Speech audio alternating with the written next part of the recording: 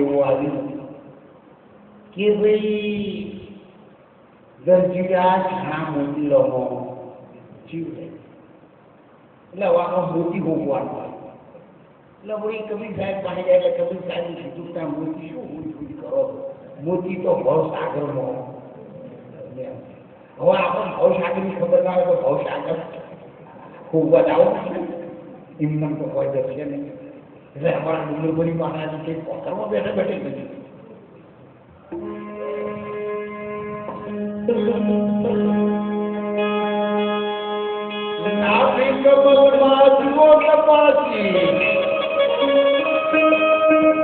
દિલ દરિયામાં તમે જુઓ તપાસી એ હાથ મોત રાત ભાઈ મને ગોરી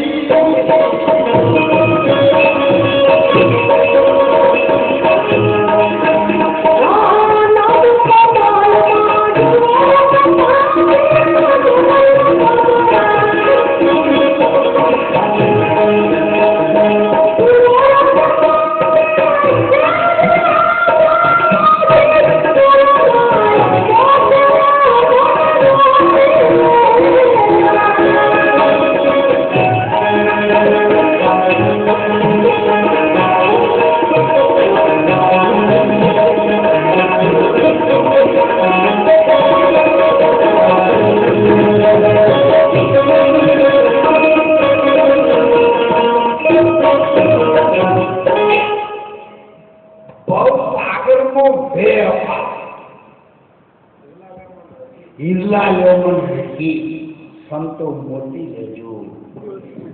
મોતી ક્યાં ભવસાગરમાં ભવસાગર કોણ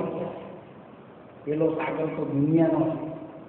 પણ ભવસાગરમાં તો આ દેશ ના બીજમાં ભવસાગર કાયાનો સરોવર ભર્યા 900 નદીઓ આ કાયામાં સમુદ્ર ભર્યો છે અને તો 900 નદીઓ ગંગા જમના અને કાયાનો સરોવર ભર્યા 900 નદીઓ એવી ઓરે મોરે સારો ના કરે અને વચમાં અમૃતની એક લહેરી એ અમૃતની લહેરી રહી એ છોકરી જેવી અને એ જ મોટી હા જ્યાં સુધી ફસલ ખોલતું નથી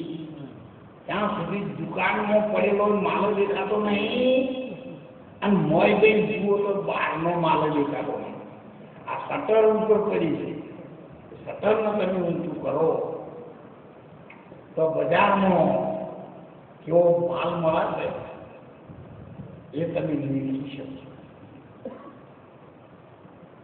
એક વખત સવારે રવિવારના દિવસે એક દર્દી નીકળ્યો એટલે બહુ બધું અહીંયા ગોળી મળે છે એટલે મેં કે આપણે ગોળી થઈ પહોંચી લઈ જાઓ પણ બે ત્રણ છોકરા રમાડતા એક દાદા નીકળ્યા તો છોકરો બચ્યું દાદા દાદા ગોળી મળે એ આ તો રવિવારની રજા છે શટર બંધ છે કાલે આવશે ભાઈ સૈનિક નીકળે મેં વાંચ્યું અહીંયા ગોળી મળે એનો રાઇફલમાં પૂછશે તો આપણા આ બધાને જુદું જુદું કેમ સમજાવું તો પેલું શટર હતું ને એ બંધ જો શટર ખુલી જાય તો મોજ જેવી ગોળી મળે એ તો પછી બીજા હલ્યો ના કરે સૈનિક તમે કીધા આવે તો પછી એ રહી જ ગોળી અને એ જ ગોળી એ જ ચક્ર મહાભારત જ્યારે ટીવી ઉપર બતાવતા હતા ટ્વિન ડ્રોપ સાયન્સ આખા ઇન્ડિયામાં થતું હતું ને ત્યારે ટીવીનો પેલા ચક્ર આવતું એ સમયનું ચક્ર છે એ કાળનું ચક્ર છે જોતરે જોતામાં પાનબાઈ દિવસો વીતી જશે અને 21,600 કાળ એ 21,600 કાળ રહ્યા એ સમયનું ચક્ર છે એ કાળનું ચક્ર છે અને રાજકૃષ્ણ યુદ્ધના મેદાનમાં ભગવાન કૃષ્ણએ અર્જુનને કહ્યું કરજો આ સમગ્ર યોદ્ધાઓ પર મારું કાળનું ચક્ર ભરી ભરી ખાલી આ નિશાન છે ને એ તારો પાડવા વગાડો.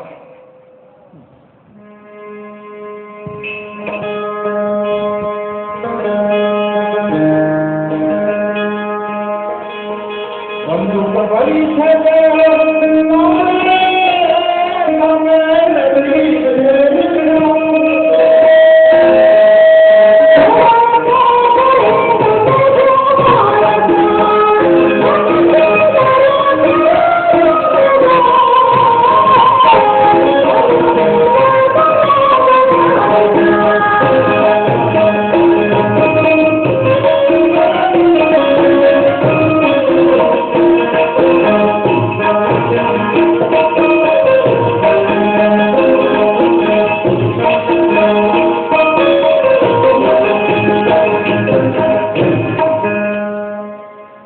બંદૂક ભરી છે બે એટલે તમે પેલી રાઇફલ હોમાં ના કાઢી લો.